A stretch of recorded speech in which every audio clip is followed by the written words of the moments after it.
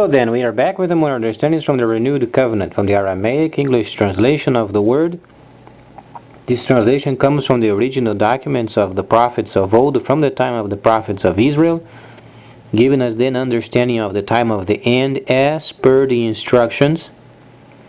So then, understanding the time of restoration, we then are informed of then the nations coming together and start rebuilding. We understand also that there is no more war or no space in the prophecies for war. War must be ceased.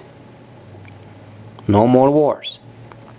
Because we are then experiencing what was then during the time of harmony when Shimon was the king. However, the kingship of Shimon was a symbolic understanding of the Messiah and his reign. Okay? So then we begin to shift the understanding from the understanding of Shimon as king, representing the future kingship of the Messiah. So then, understanding the time of the end, restoration. We understand nations, then they are going to come together and they're going to start rebuilding. We understand also that the Chinese system is going to be around the world, so any person with a personal computer can do trade via online. Then you realize, when you read then Revelation, then you are informed of the many areas where people would be so easily doing trade in the system because of the usage of computer. So then the other section is speaking of the divine, the returning of the cities.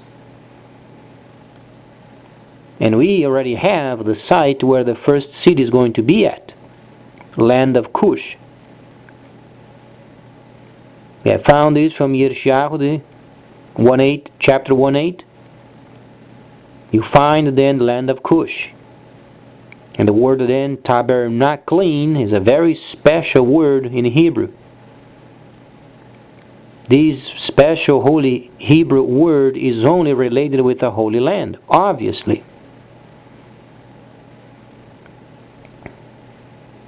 No place else you find the holy language using tabernacling in any place else other than what the Messiah told them to do. Go therefore around the world and form holy cities.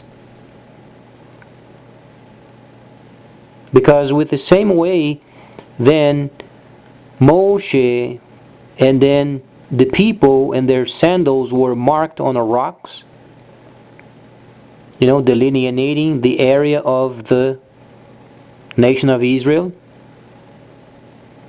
from the Nile to the Euphrates, and then many other areas around, where then you would find the sandals markings. Those were then the demarcations of the land. So what the Messiah was saying is based upon how their people then became owners of the land, and they let those markings of sandals on rocks. This is what his people would do around the world. They would go around the world forming holy cities, and they would mark the edges of the city with those marks of their sandals. So the place was holy. That's where we get our understanding of tabernacling outside of the land of Israel. Because it's a replica. Whatsoever Moses told you to do and observe these, do and observe. Whatsoever. Except the sacrifices of animals, because the Messiah came to complete this section. However, the other sections of it comes together, so you can't ever change it. But you simply understand there was a completion of it, and then moves on.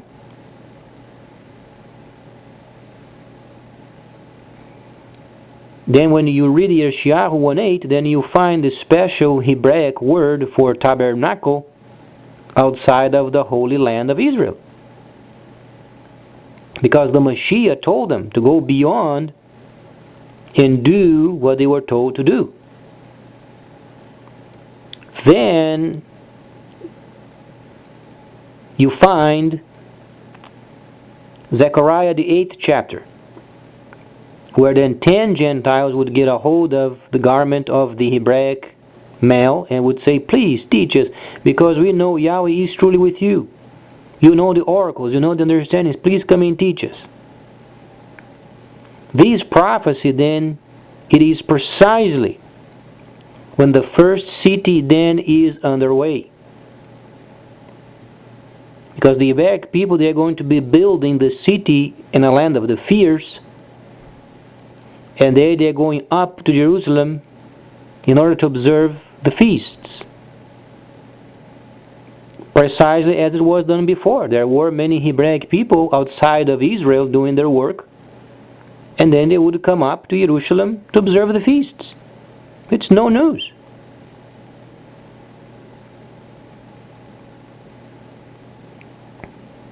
It can't be, because each of these understandings, they must be traced back to the Torah. So there is no way of lying it. People can lie as much as they want, but when they are compared with the Torah, then it's easily flushed out. Shaliach Shaul, what was he doing? He was going then in the Asian countries, then delegated responsibility to his people. As they were doing this, Ruach HaKodesh would be upon them, and then they would be functioning. And then another city, and then another city, another city, another city. And when the time comes, then they would observe the feasts. While the cities are underway. Before the city is complete and then closed, then they can maintain the feasts at the city. Because they become the representatives of the city. Then nations around, if they enjoy the feast, they come along and then enjoy the feast.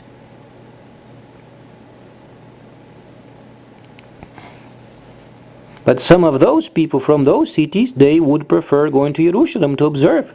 So they do it. That's when you find Zechariah the 8th chapter. Because they would be en route to Jerusalem to observe the feasts. And on the way, would have lots of Gentiles. What's going on? Please teach us.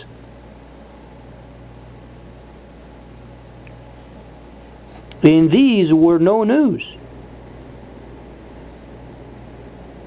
It was done before already, but because we are restoring. There is the... If we could take the word restoring in couple of parts, where the first would make sense based upon the other, then we would use. But if you say storing, then it's another word. Let's say building and rebuilding. That makes sense. The first section it was built, building, then rebuilding. Principles are the same, only the time is distinct.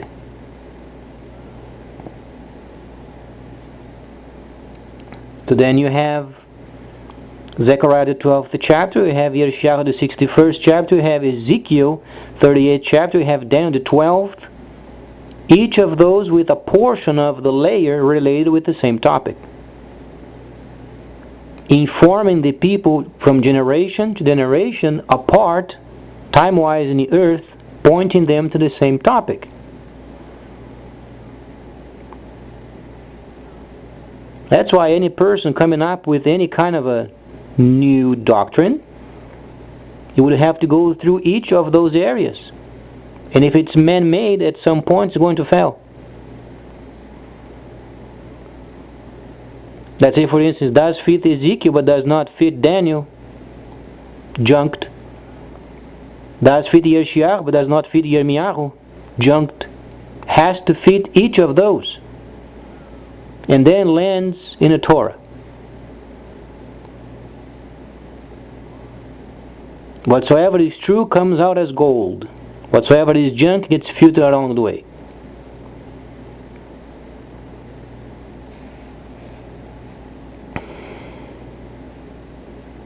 And these times of restoration were the times of Shaliach Shaul. Those were very popular during his time. He would then be helping those cities, forming their cities, and then he would observe the feasts. Up he went to observe the feasts in Jerusalem. After the feast, then he would come down and resume. What do you think when the first city begins to come up? The Hebrew people, they're going to be working on the city. When it comes the time of the season, they go up to Jerusalem. It's no news.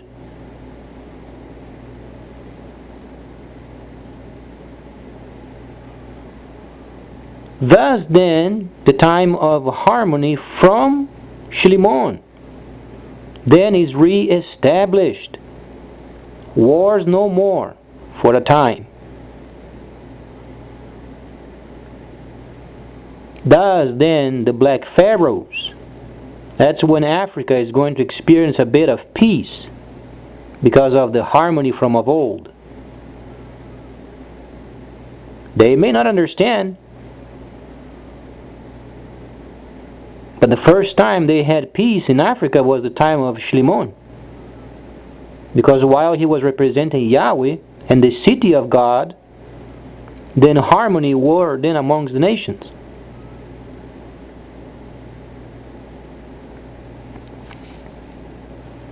So lots of excitement coming up in the future. Lots and lots and lots of them. Because the Gentiles are going to be very busy with their own.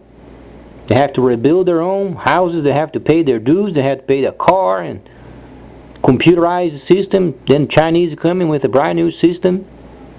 And then we adjusting our economy, being prepared for the market of the future. Other nations rebuilding themselves. And for those who are loyal to the Word, they're going to be very busy also analyzing and studying.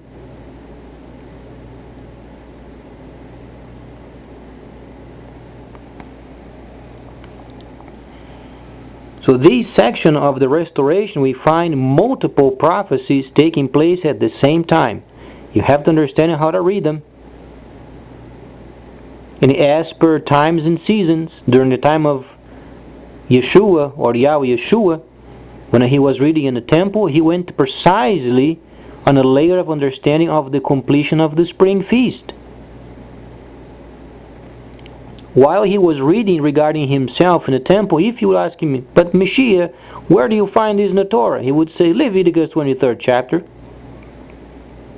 They did not know during the time, but he knew it, because they were yet coming out of the first service. And the Messiah came to complete and then making the shadow understanding of the Torah. But if you asked him, he would say, it's in Leviticus.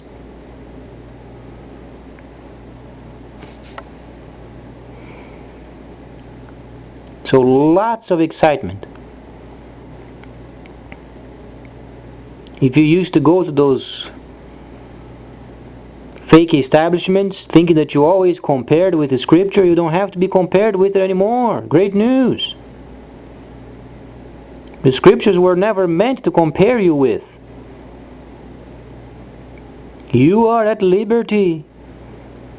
Study if you want.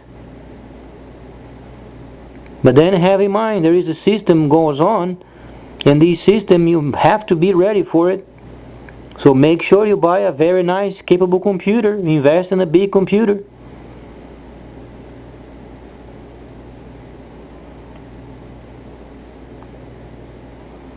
Because what we are having these days in our country is extremely old.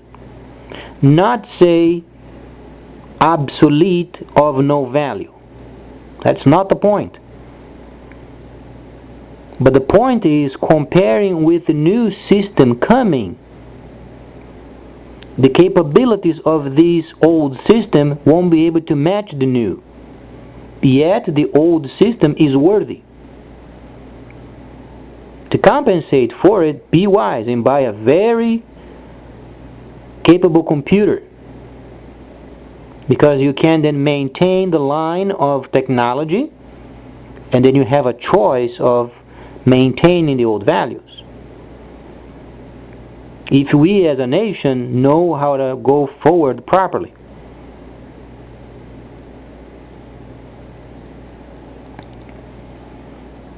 So before your eyes, when you read then Zechariah 8, Zechariah 12, you read in Shaul 61st chapter, 1/8 chapter, Ezekiel 38, Daniel 12.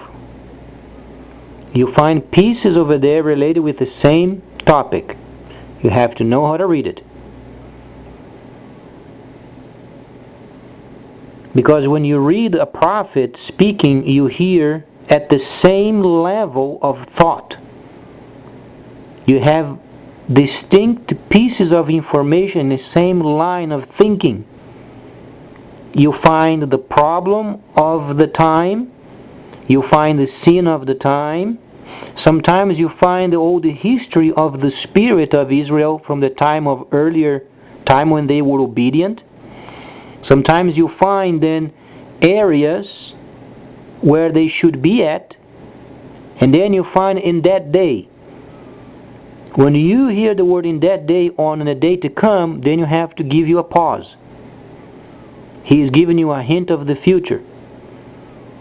Then you have to analyze the context, the content of the entire prophecy, and then you have to link up with the other prophets. Because you are in a certain time directing the people back to the Torah, because Israel was always in sin.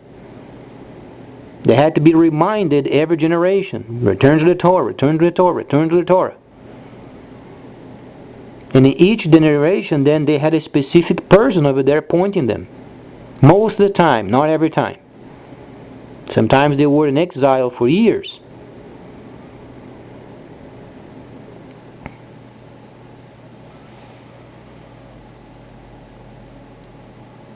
And sometimes you have areas of combat related with the time where they were at, versus then the combat at the end. It's the same line of understanding, but when you hear on that day, when this day come, he's explaining to them, in other words, you're going to fight this combat, but then on that day, have this in mind, then he himself would do a perfect combat. He's speaking of the day of the vengeance, autumn feast. So when you read it, you have to have the understanding from Ruach HaKodesh, so he can lead you how to read those sections. Some of the prophets are more completed than others. Some of the prophets are very brief. Some of the prophets are more content-wise, conscientious.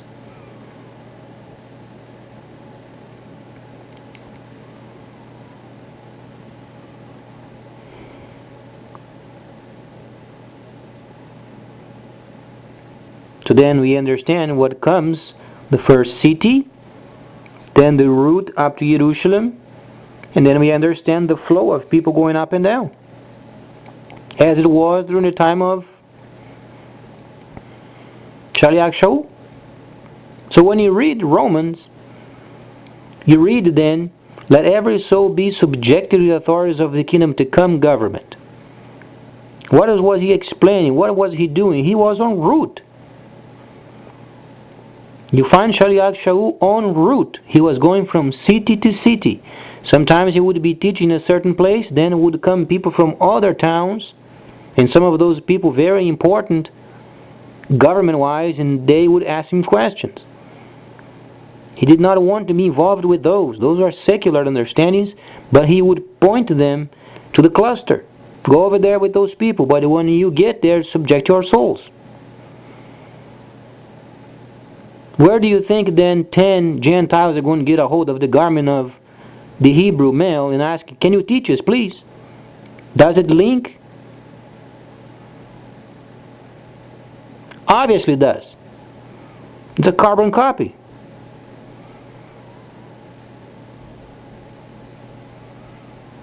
Because it's a restoration of what already had.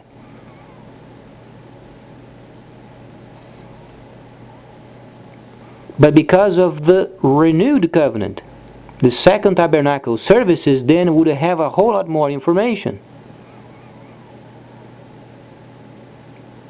And because of the dispensation, or then the functions, whatsoever you ask, you would have an answer. And a precise answer.